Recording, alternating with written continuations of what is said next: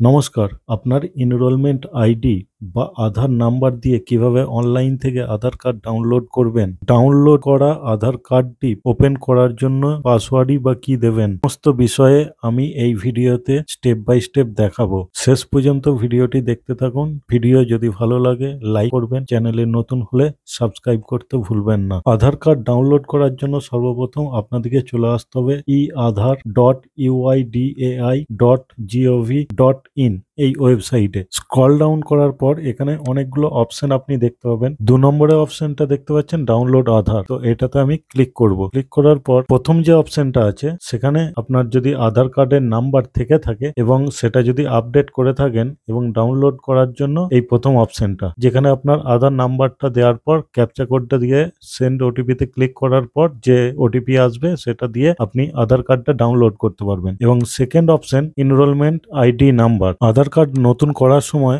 বা আপডেট করার সময় যে পেপারটা দেয় তাতে এই এনরোলমেন্ট আইডিটা লেখা থাকে, সেটাই আমি দেখাবো যে সেই নাম্বার দিয়ে আপনি কিভাবে আধার কার্ড ডাউনলোড করবেন। এখানে প্রথমে দেখতে পাচ্ছেন যে 14 ডিজিটের যে এনরোলমেন্ট নাম্বার হয় সেই নাম্বারটা প্রথম এখানে দিয়ে দেবেন। দেওয়ার পর এখানে যে ইআইডি ডেট, যে ডেটে আপনি এনরোলমেন্টটা করেছেন সেই ডেটটা এখানে চুজ করবেন। চুজ করার পর দিয়ে দেবেন এবং তার পাশে যে সময়টা আছে সেই সময়টাও এখানে ক্লিক করবেন। ক্লিক করার পর এখানে টাইমটা যেমন ভাবে লেখা আছে সেরকম ভাবে দিয়ে দেবেন। এখানে যে ক্যাপচা কোডটা আছে ক্যাপচা কোডটা দেওয়ার পর সেন্ড ওটিপিতে ক্লিক করবেন। ক্লিক করার পর এখানে দেখতে পাবেন যে মার্কস আধারের যে অপশনটা আছে তাতে যদি ক্লিক করেন তাহলে শুধুমাত্র শেষের 4টে ডিজিটই আপনি পাবেন, আর পুরো আধার কার্ডের নাম্বারটা কিন্তু এটা সিলেক্ট করলে পাওয়া যাবে না। তো আমি এটা সিলেক্ট না করে এন্টার ওটিপিতে দেওয়ার পর ভেরিফাই অ্যান্ড ডাউনলোডে ক্লিক করব। তারপর এখানে দেখতে পাচ্ছেন যে congratulations, your Aadhaar card has been successfully downloaded. এবং পাসওয়ার্ডের ক্ষেত্রে আপনার নামের যে